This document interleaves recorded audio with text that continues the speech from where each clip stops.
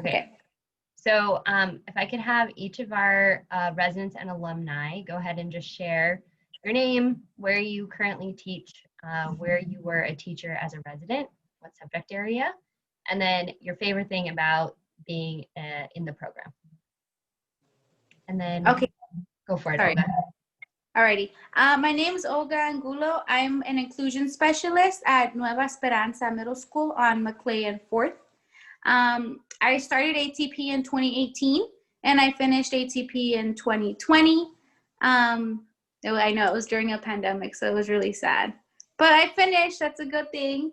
My favorite part about being an ATP is just creating the bond with the people in your program. I think you create really good friendships with them, and you become long-term friends because you went through this struggle all together. And you guys know what you went through. You cry together. You have each other's back and support. And most importantly, having a mentor to guide you, and Sarah being there to support was great too. Nobody has a mentor when they're student teaching, so that's great. Awesome. Olga, can you talk about what you mean by the cohort? How many were in your cohort? We had about, Ms. Ochoa! Oh, sorry. Hi, welcome. We're just having our alum and current residents share about their experience. Awesome. Sorry, you were saying, what did I like about my Can you cohort? talk a little bit about what it was like to be in a cohort? How many people were you working with? That kind of stuff. Yeah, for sure. We had 6. We were the mighty 6 in our cohort. And it was great. You know, it was different. I guess for some of the people that are starting this year, it's really difficult because everything is virtual. And I think meeting your mentor during the summer jumpstart, getting that head start before the program starts was great. And I know meeting your counselors at LMU, just getting that guidance was good. Thanks, Olga. All right, let's toss it over to Maria. Can you tell us about your experience? Hello, so I am Maria Villanueva. I am working currently at Triumph Charter Academy. I'm doing 6th grade math. I was at an IA just like you were at Lakeview Charter Academy. I was there for about 3 years, no, 2.5 years. So what I learned about when I learned about this program was about other residents. One of the residents in the 6th cohort, which is with Olga, he told me about it, and also other people in the program were reaching out to me. So something that I really, really liked about the program was just like Olga mentioned, that cohort, that you're going through this experience with someone else. It's not just with yourself. And in other programs, because my friends were doing programs at CSUN, you know, they were doing it on their own. They don't have that support, that mentor support. They don't have an advisor just like Sarah, field work. So going at it as it is, just going into your master's, it's really difficult, especially right now during this pandemic. So I can only imagine what it would feel like if you're doing this on your own. So having that support system, especially for me, it really helped me. It took me a while to pass my CSATs, but I think having that support, having Ms. What was her name? Trisha, she used to be my tutor. So we were all in this together. So it felt really good with my mentor, to have that support built in, because now, fortunately, I was able to pass my CSAT. So that's something that you build that long-term relationship with, not just your mentors, your mentees, but other PUC ATP residents, just like I know Olga now, so we see each other on campus here and there. So I think that's something very unique about ATP. Not only are you giving back to your community, but you're doing it with other people that kind of share the same mindset and interest as you. For sure. Awesome. Thank you so much, Maria. We also have 2 current residents with us, Daisy and Miguel. Daisy, will you go ahead and share where you're at currently and what you appreciate about the program structure? Yeah, so my name is Daisy, and I am currently working at LCHS High School, Lakeview Charter Academy High School. Since it is my first year, I am specifically going into special education or inclusion specialist. It is different this year is a lot different because everything is virtual. None of us saw this coming, but it is what it is. And I think it's made me stronger because not only have I built my experience from being a TA before in person, but now I'm also like starting to learn how to master this whole virtual learning. So now I take it as a win-win just because I'm gaining that experience in person as a classroom structure and through virtual. But it is a lot, you know, it's definitely, how do I say this? I like it because it is challenging, but at the same time, I've learned how to force myself how to be more organized. Simply because I also need to remember that I need a self-care. And sometimes you forget that through the experience. And you know, it's funny because once you start building that relationship with your students, like your students somehow end up being your own teachers as well by giving you advice like, oh, miss, you know, I heard that if you look away for 5 minutes after being on the laptop for 40 minutes straight, like that's good for your vision, which has been working. Other than that, like my favorite part too, like Olga was saying earlier, is just I like the program because I know that I'm not alone. Sometimes it's easier for people to just be like, oh no, like school's school, you know, work is work. But it's like, no, it's not like the way you're making it seem like it is. Like, not even like your parents might even understand, like, you know, they might think it's an easy thing, but in reality, like it's not. But no one is going to understand that besides your own like colleagues, you know, the rest of the group that are residents as well, because we feel each other's pain. And even like alumni, it's like they all know what, you know, I remember first being in this and asking them like, oh my gosh, like what is it like? And they're like, just be ready. But I like it, I enjoy it. Sarah's she's very helpful. Your mentor as well. Everything is great. You're just not alone, no matter where you're at. Aw, Mhm. thanks, Daisy. Appreciate it. Miguel, why don't you go ahead? Just where are you at? How's the experience been for you so far? Besides my hair falling off, my hair turning white, everything. No, I'm just playing. It's been a real I want to say like life changer when it comes to education. Me coming out of CSUN, majoring in fine arts, you know, that was my thing. Like, oh, I'm gonna be an artist. I want to own my own art store one day. That was a thing. But then I took an education class, and you know, it changed from there. Been working at CCMS for the last 2 years. I've heard about the ATP program.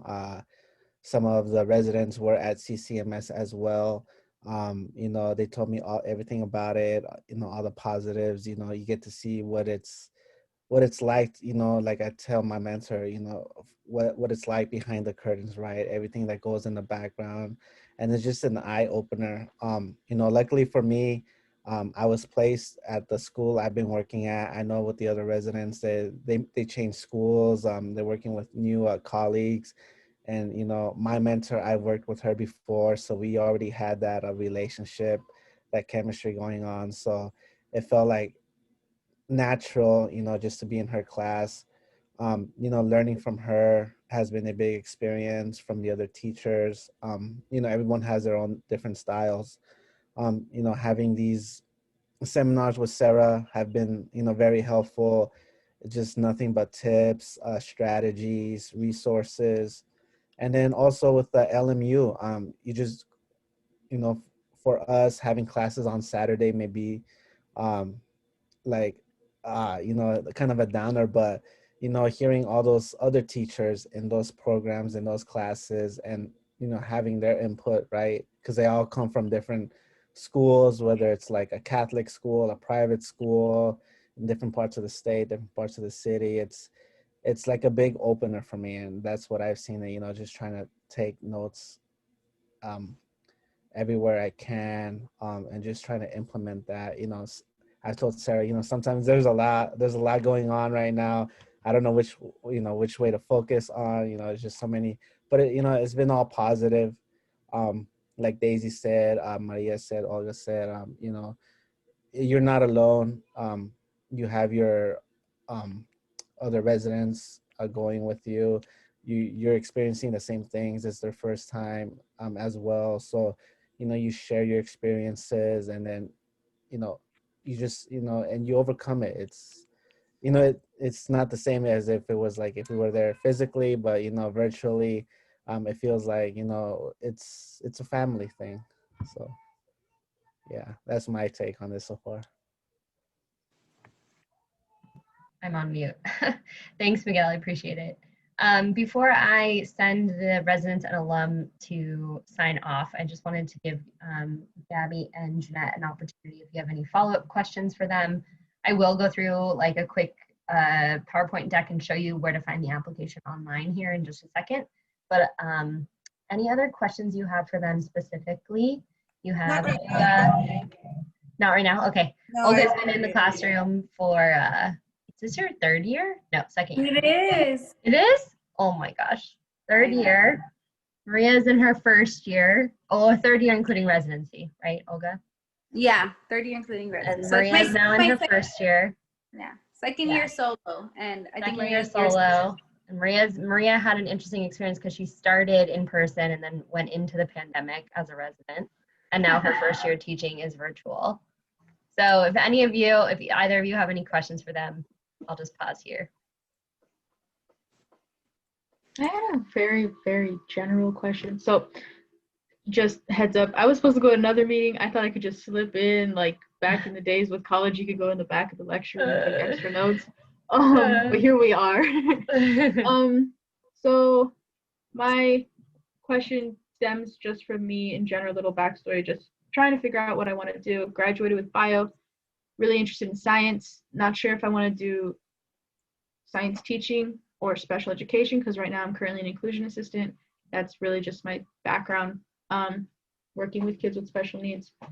So when you do the program and you get your master's in education, can you do gen ed and special ed? Can you do science emphasis and you know what I mean? Like, can you play the field a bit so that what's on the final paper can accurately kind of mold to what you are passionate about? Sorry if I'm extra. No, that's a great question. That's a great question. You are able to get multiple credentials. So if you wanted to teach science and you also wanted a credential in special education, you can do that.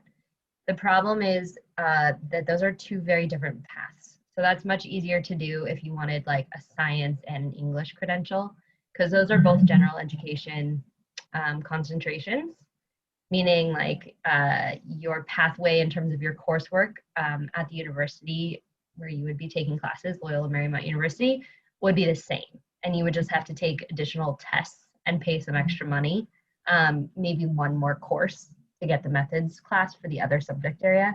But when it comes to special education and general education, those are actually a completely different set of courses.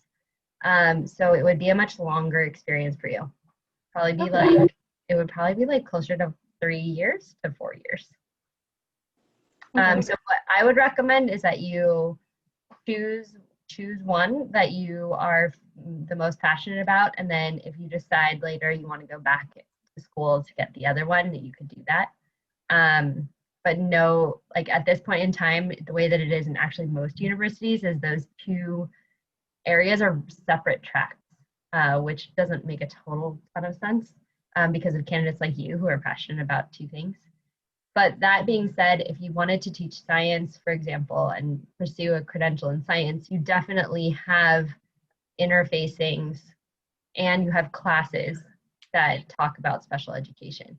So like Maria, you could probably speak to this, and Miguel also. Like Maria, you came in with having worked a lot with students with special needs as an inclusion assistant, became a math teacher, and you probably could speak to the fact that you still work with students with special needs, just in a different capacity. I think hearing Gabriela speak about like what to go with, I started smiling because I had the same situation. Mine was more in general education, You did too. Yeah. Spanish, math. I majored in Spanish. I pursued math. I'm definitely gonna go back to Spanish, but since I already have my undergrad in Spanish, it's so much easier. And like I'm that type of person that was like, no, I need to pass my test. Like, and like I came back and they would fail them. I'm like, no, I need to pass them. So That's just the person I am, and I feel like that's the person you are. And what Sarah said about Miguel and me having the background in being inclusion assistants, honestly, this year, yes, it's been difficult with everything. It's a whole new playing field for everyone. However, I feel really confident, especially when I'm with talking with the specialist, that she knows, hey, you know, you already have this experience with like accommodating, you know what modifications are, you know, RSP minutes, everything. So it's, even though you might not pursue being a specialist, you can still use all of that knowledge that you have and impact the students in a different setting, because the specialists are doing the legal, the legal stuff, having like, PDs for teachers. And Olga can speak to this more because she has that role. But the teacher is in the classroom with the students doing that one-on-one time. So you're building those relationships. And I'm not saying Olga doesn't have those relationships with them. I'm sure she does, because she needs to know these students so she's able to, give them those interventions, being able to be close to them. But with me, I fell in love with being able to talk to them in the classroom, and being that extra eye in the class and seeing how my accommodations are helping them achieve whatever, standard or whatever it is in class. It doesn't even have to be about math. It can just be their pre-vocational skills that they need to learn. So I definitely think that I would recommend going with science, since you do have that background with science, and then in the future, seeing how you feel about being in the classroom and seeing how what you already know about, being an IA, how that plays into your role as a teacher. Because, sometimes as an IA, you might be like, oh, I could have done this differently. And now it's your turn. And now that you're able to see that in the classroom, now you're able to do that in your own class. So I think that would be my best advice, going with science.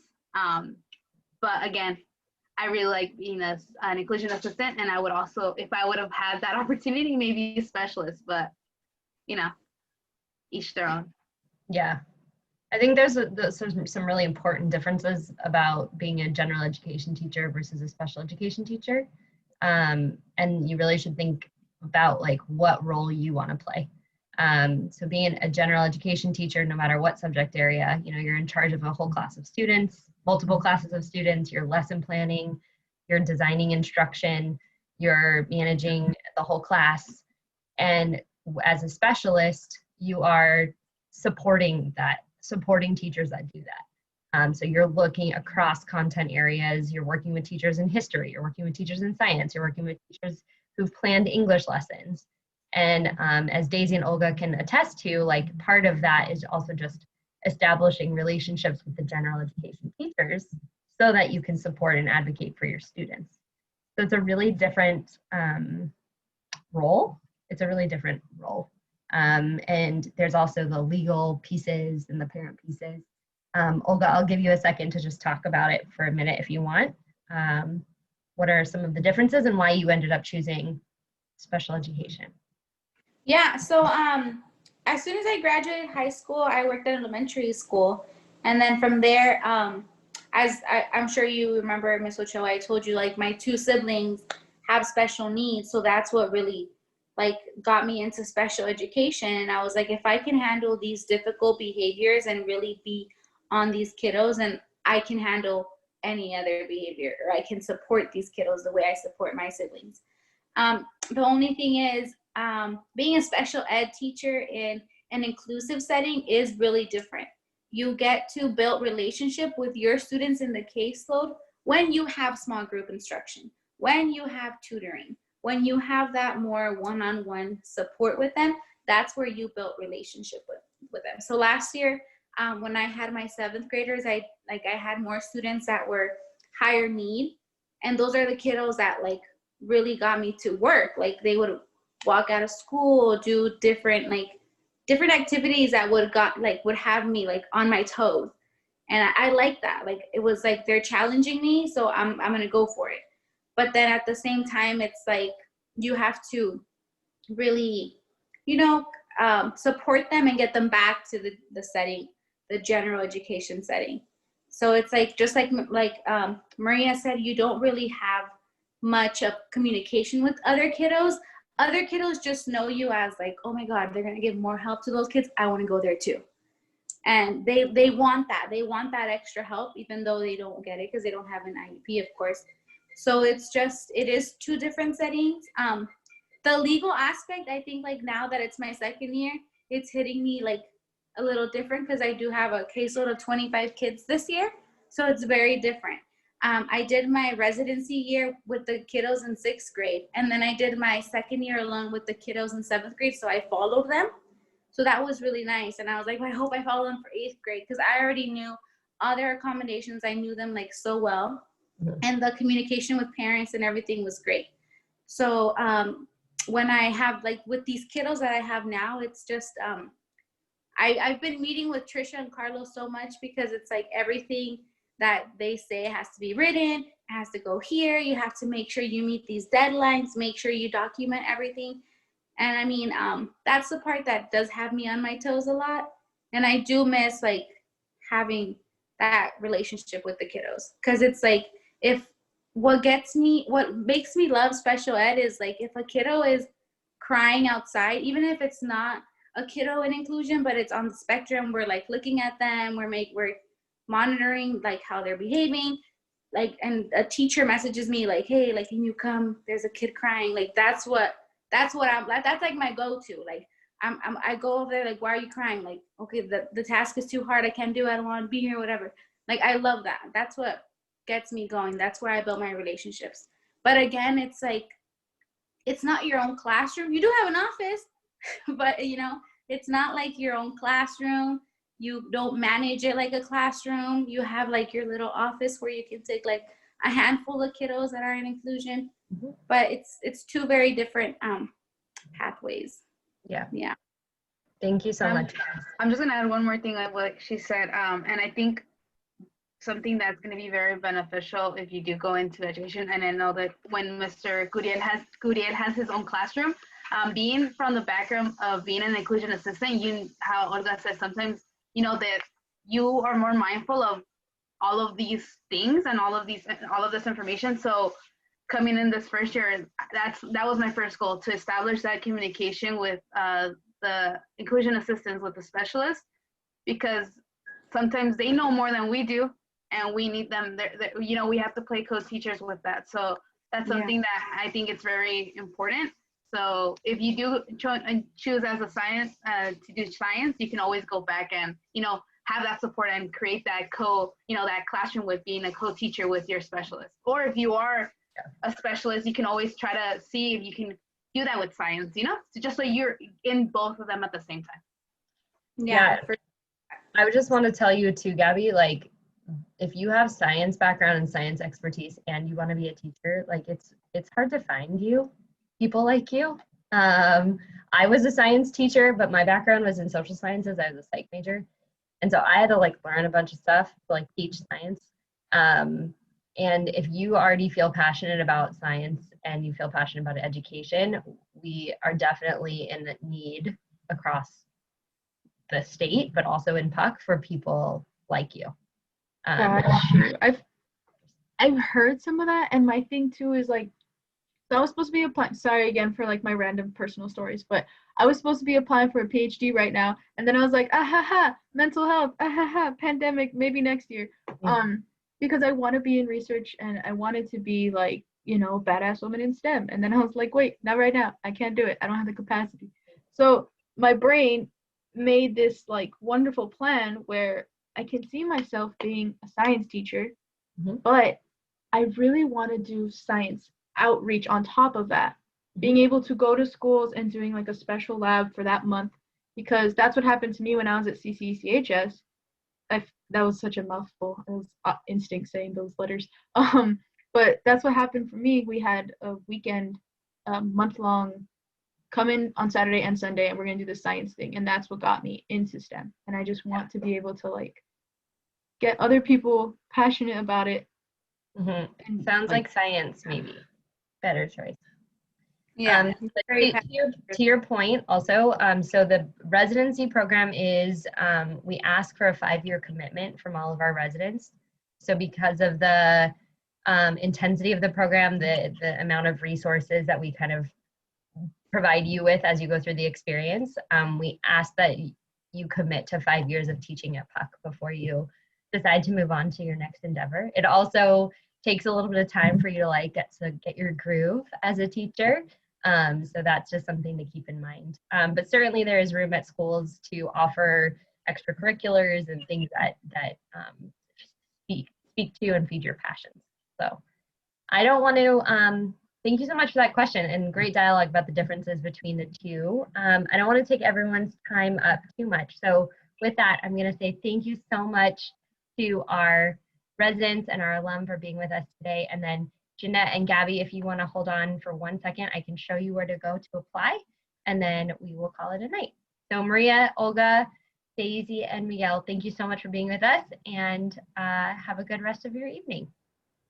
Thank you so much. Bye. Have a good weekend. Bye, everyone.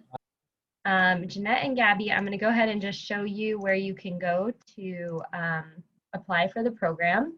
And then if you have any remaining questions, I can stay on. So when you go to our landing page for the website, it's just pucschools.org/ATP. It's going to take you to a page that looks like this. There's a tab down here at the bottom that's called How to Apply. And then it talks about year by year, talks about kind of what your role would be, and then contact, obviously. But this first drop down just tells you a little bit more about the program. If you haven't seen the informational video, it's really informative, so I definitely recommend it. To apply, you're just going to go ahead and click on How to Apply. You can see the deadlines are here. We have our priority deadline, which is December 18th, and then our second round deadline, which is February 12th of next year. Minimum requirements to apply, you do have to have your undergraduate bachelor's degree by the time you apply, or sorry, by the time you would start the program, which would be next summer. So if you graduate in June 2021, that's fine, or anytime before then. You do also need to be connected to PUC in some way. So whether that's your current employee like the two of you, your graduate, your community member, we do want to see people from the community doing this residency. The other thing is the SEAB exam is one of the basic skills tests that you have to take in order to start a program in teaching, and that is no matter what teaching program you apply to. There are alternates to taking the exam, so like there's an SAT score possibility, so it's a basic skills requirement. So if you're curious about some other ways to fulfill that, you can definitely let me know, and we can explore those options. Is there an expiration for those testing scores? It's 10 years. Okay, cool. Yeah. Taking note. Yeah, for sure. You can click here to get a download of the job description, like what the residents do. It's basically a version of the IA role with some additional and diverse responsibilities to provide you with that experience. And then this, if you click here, it's going to open up the application checklist, which is going to outline for you all the steps of the application process, including completing an online application. There are 4 short answer questions that you're going to be prompted in the online application to answer, and those are listed here.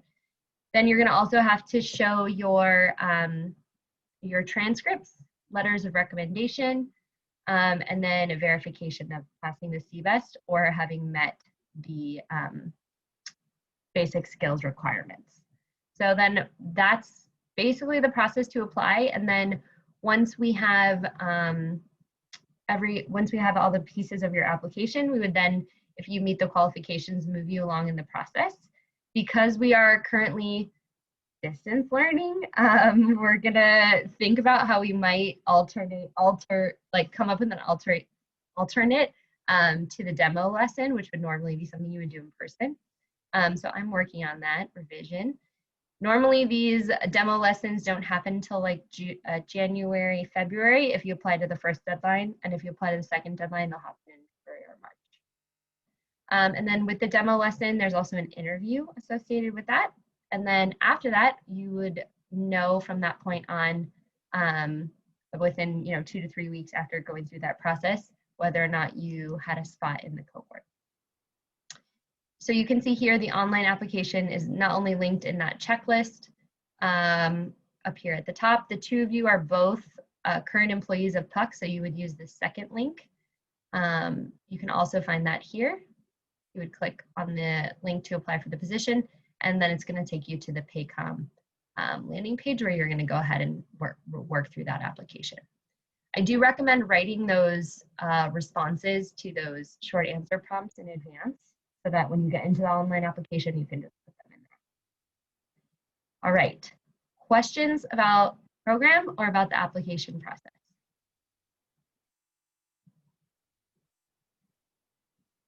You guys feeling okay? All I'm right, wondering if I could go ahead. have a copy of this PowerPoint, or should I just come back to the December session? Totally can have a copy of this PowerPoint. It basically just outlines all the different components of the program and like why it came to be. So it gives you some historical context. A lot of this stuff is also in the video. Got you. Okay. So if you wanted to, and I'm going to plan to record another session. So I'm going to record another info session, probably the one in December. And that'll be posted under how to apply right here where it says online information sessions. We'll take the one from today and we'll post it, and then we'll also post another one in the future so that you have access to it. Maybe I'll just put the PowerPoint in there, but I don't think it has all the information. There's a lot of talking instead of just written. But that being said, I will definitely put that in there, and I will send you personally the link to the PowerPoint. Okay, any other questions?